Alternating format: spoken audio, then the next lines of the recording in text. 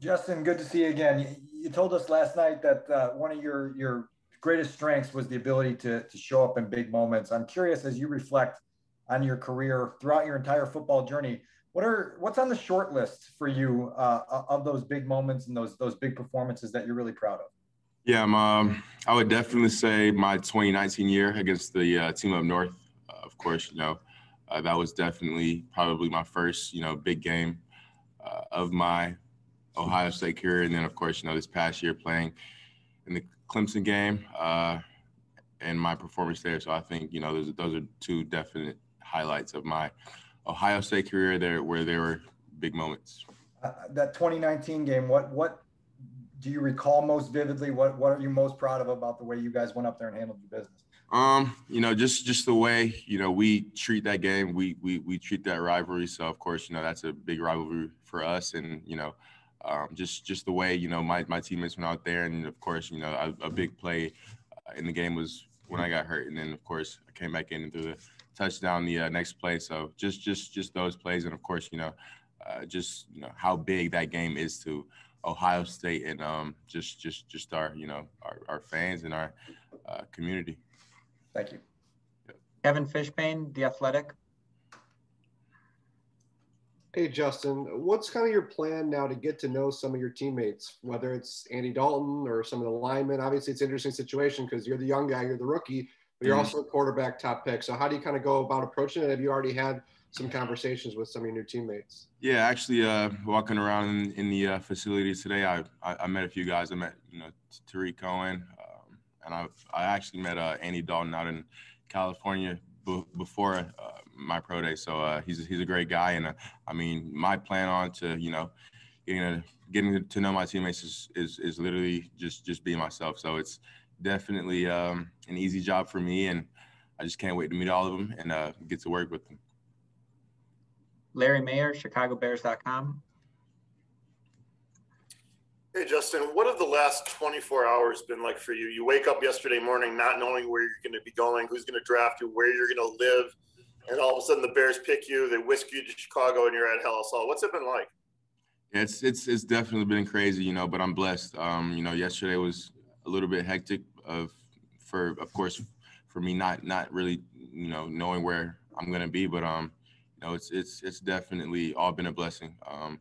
I really didn't get that much sleep last night. Of course, it was a quick turnaround. I had a flight 6 a.m. this morning, so I just came up here. And since I've been up here, I've enjoyed every second of it. It's a beautiful place, and I'm excited for it.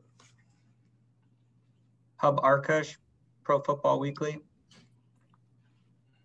Hey, Justin, I'm one of those Team Up North alum that has to learn how to love one of you guys from down south now. So welcome to town. You're going to love Chicago. Thank you. Appreciate you.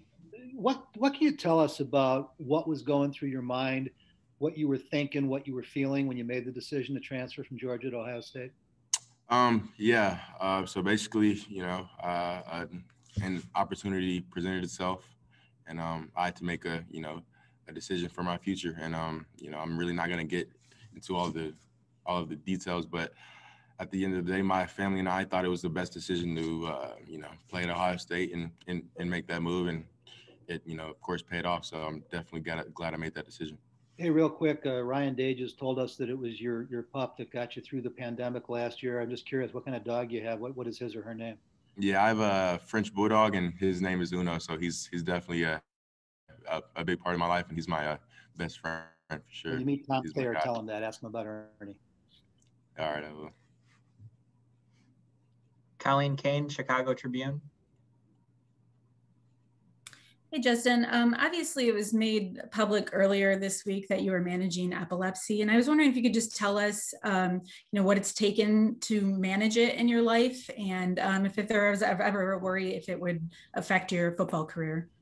Yeah, so actually, I got diagnosed with it in 9th grade. So, basically it was just I had a seizure in school, and it was crazy because I just woke up in an ambulance. So it was definitely a crazy story for me, but, regarding football and, hasn't had an effect on football. It has had zero effect on football. I haven't missed, any practices, any games because of it. And it's pretty simple for me to manage it. I just have to take, 3 to 4 pills a night, every night. So it's nothing crazy. It's kind of, you know, a thing that's been there, you know, for the past, you know, seven or 8 so years. So I'm used to it, and you know, I'm just gonna continue to deal with it, and you know, continue to, you know, play the game I love. Adam Johns, The Athletic. Hey, Justin, kind of a two-part question. Go back to that transfer. When you went to Columbus, how did you connect with your teammates right away? Like, what did you do? What did you take away from that in terms of becoming a leader on day one there, becoming a starter? Yeah, of course, I didn't have, you know, personal relationships with, you know, most of my teammates there. So what I pretty much did there was, you know, show them how much I wanted to win, how much I wanted to be there. And I did that by, you know, working hard in workouts and weight training, and, you know, coming in first, and, you know, sprint drills and stuff like that.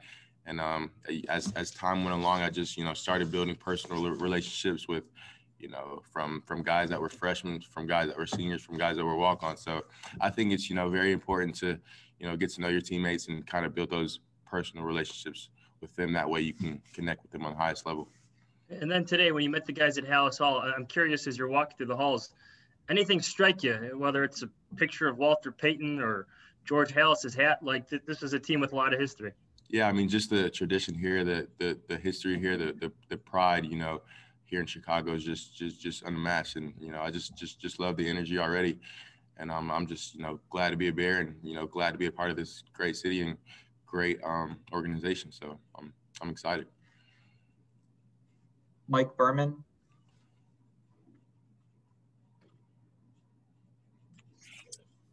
Hey, Justin, welcome to Chicago and congratulations. I think you touched on this last night, but wondering if you can expand on it. You know, you're sitting inside of Hallis Hall, the headquarters of the Bears, and you understand the history of the quarterback position with this franchise and how tortured the fan base is and how badly they want a franchise quarterback to lead the way. Mm-hmm.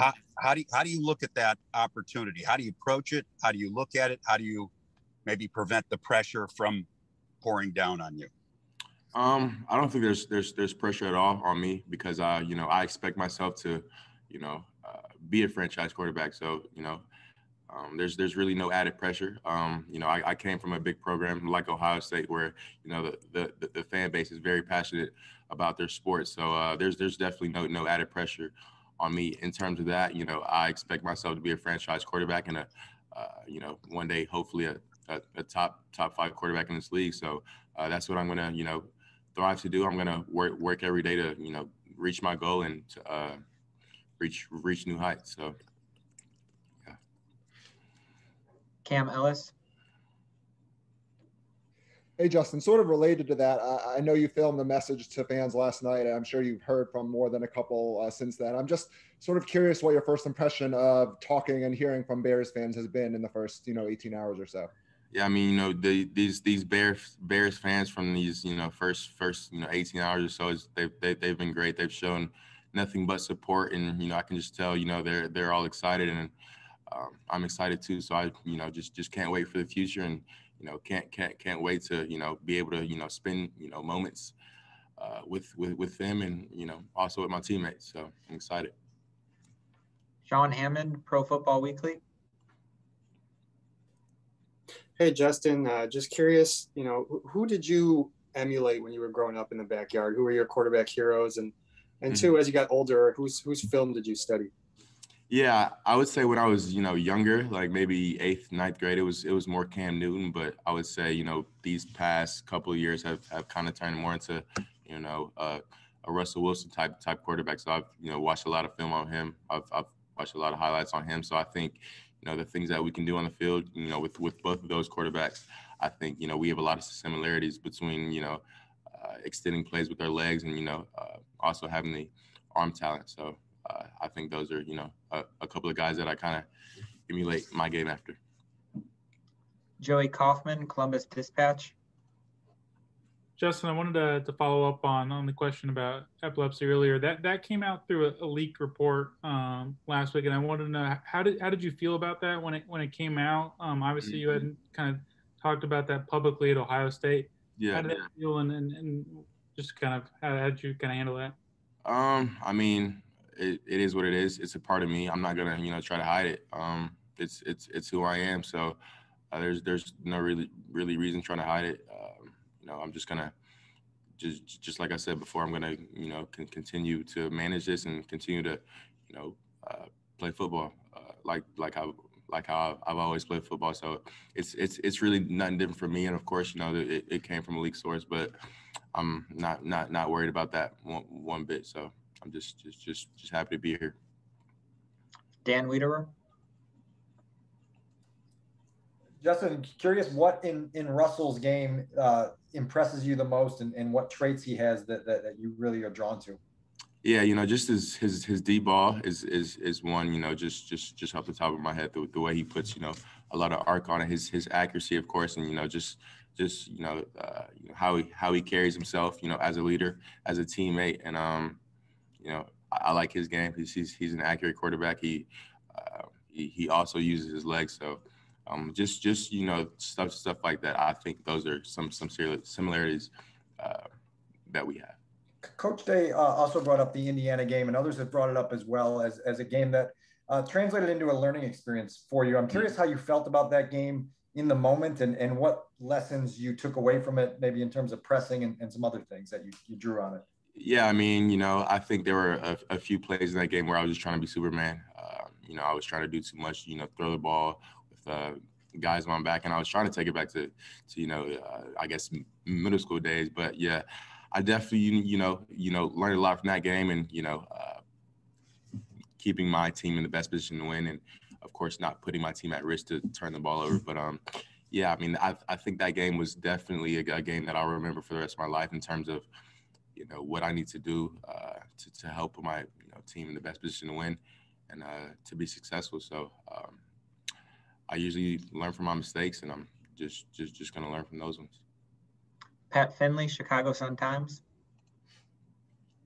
Hey, Justin, how old were you when you first met Trevor Lawrence? And what is that? Go ahead. I was probably I would say 10th grade, maybe. 10th grade. What is that kind of competitiveness been like between the two of you, whether it's Elite 11, whether it's on the field, whether it's rankings coming out of high school, whether it's matchups in the playoffs in college, and now when you get drafted in the same year? Do you find yourself comparing yourself to him and vice versa? And does it motivate you at all?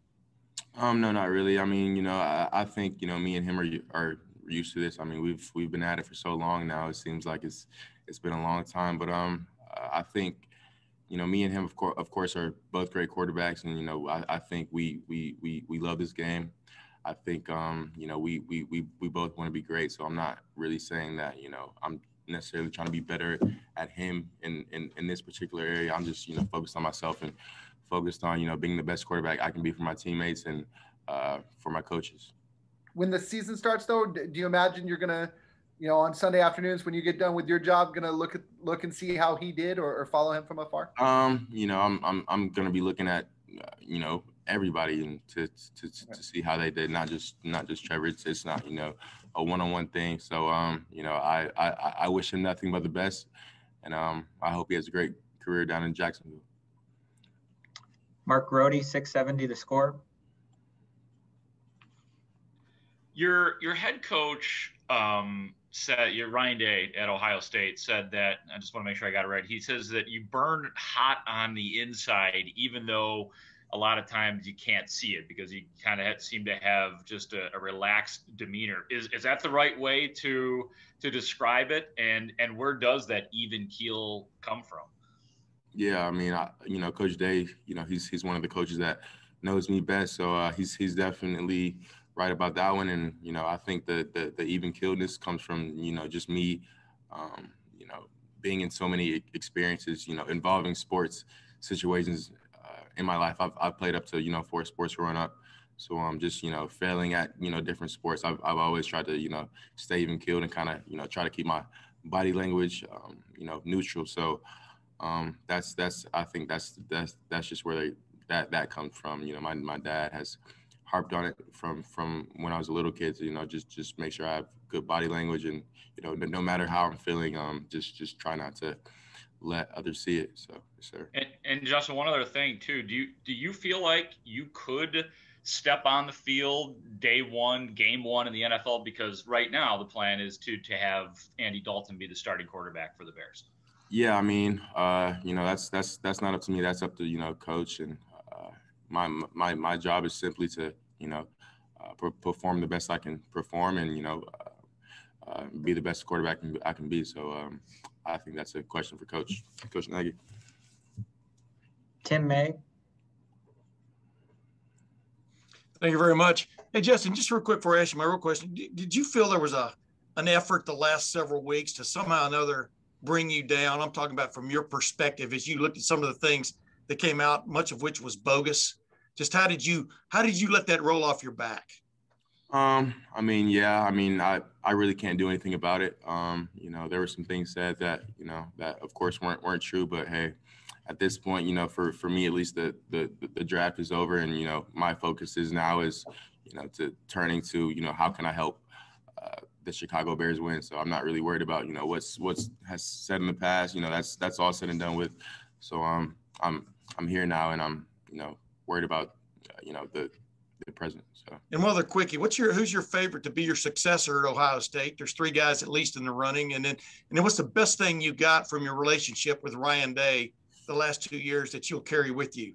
If I went to more practices, I could probably give you a favorite, but I don't have one. But one thing I do know is all three of those quarterbacks down there, competitive. They're smart. They're very talented, and me and Coach Day, we've definitely had a great relationship over these past 2 years of my time being at Ohio State. But one thing about Coach Day is he's such a good coach, but a lot of you guys don't know this. He's an even better person.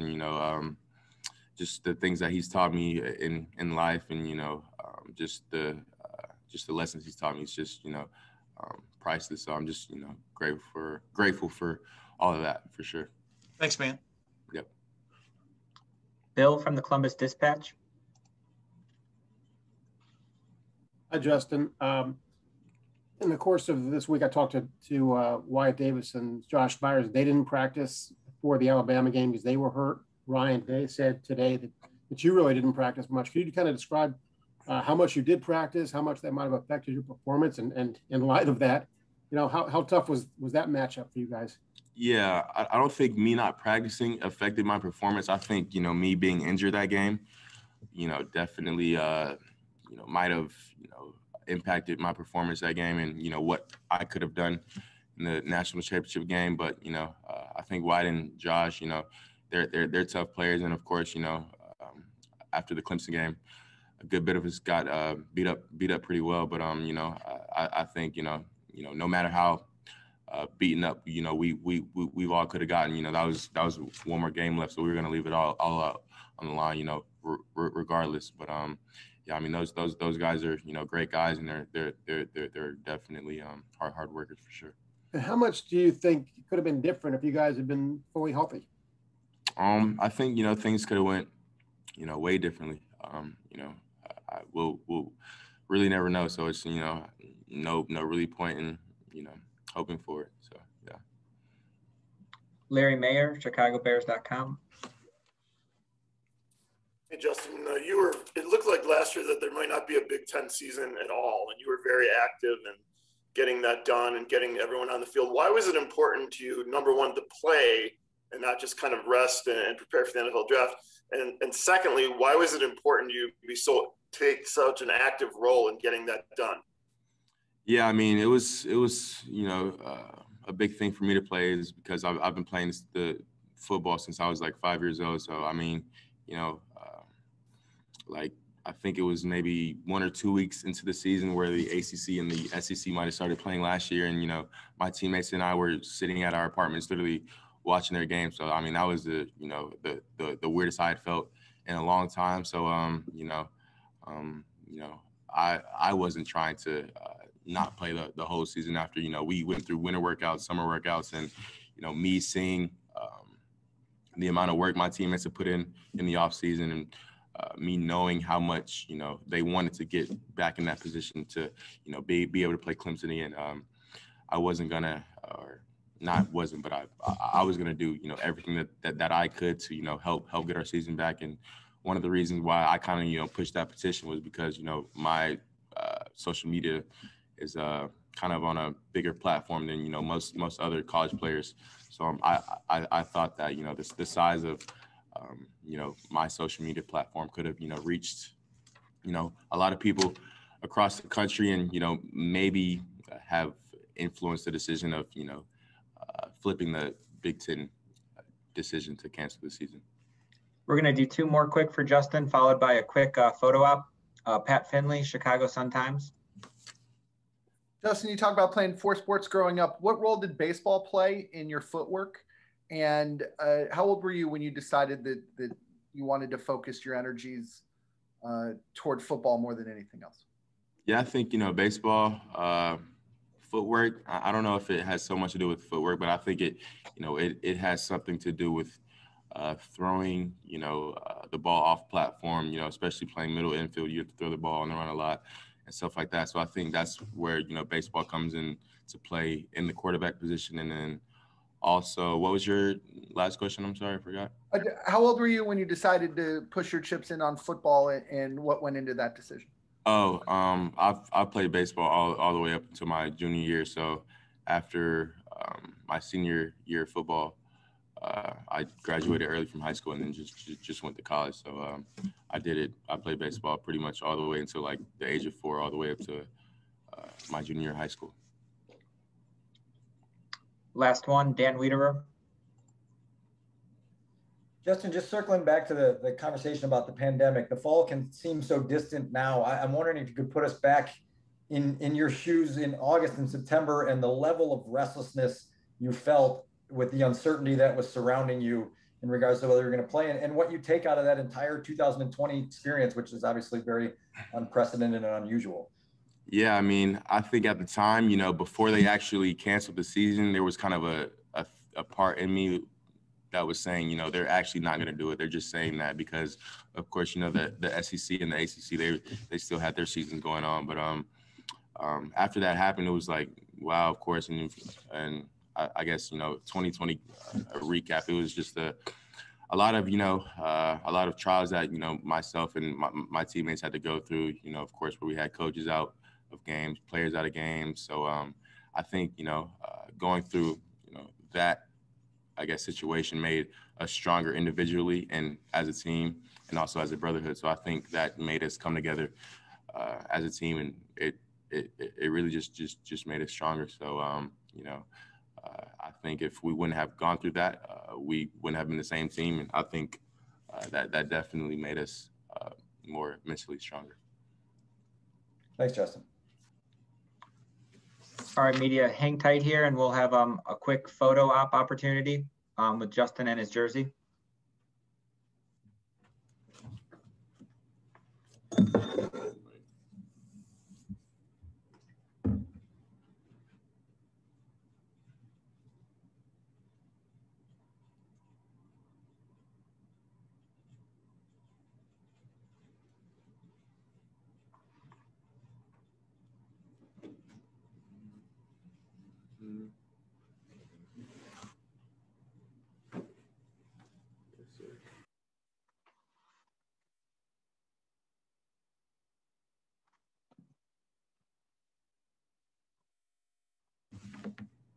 I'll get it. I think we're all set. Thanks for your time, Justin. Appreciate it. Congrats again. Thank you.